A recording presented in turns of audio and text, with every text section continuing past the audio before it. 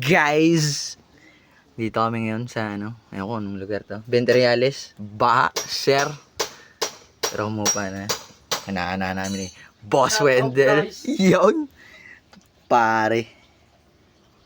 6UZ1 Isuzu. Ayan, natapos namin pabugayin kasi nabaha siya Pabuga, change oil. Ito, napansin namin ang kanyang EGR ay